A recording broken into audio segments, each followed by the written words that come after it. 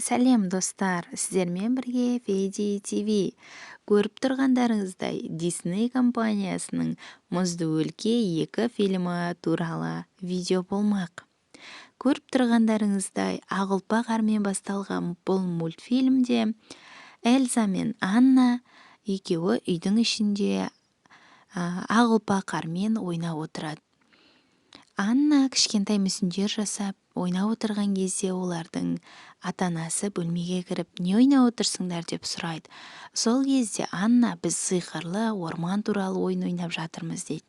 Сол кезде әкесі айтады: ой, балаларым-ау, қыздарым-ау, сендер нағыз сиқырланып қалған орманды әлі көрген жоқсыңдар ғой дейді.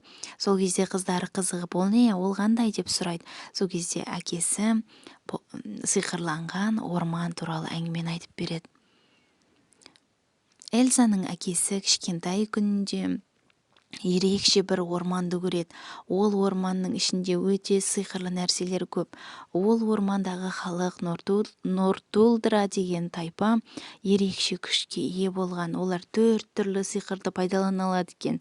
Ал Эльза мен Аннаның әкесі атасына еріп, сол тайпамен кездесуге барады. Сол жерде неше түрлі сиқырларды көріп, таң қалып, ол орманның ішіне қарай бет алады.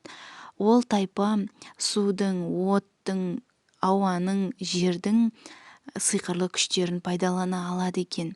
Сол кезде кездесу кезінде аяқ астынан соғыс басталып кетеді.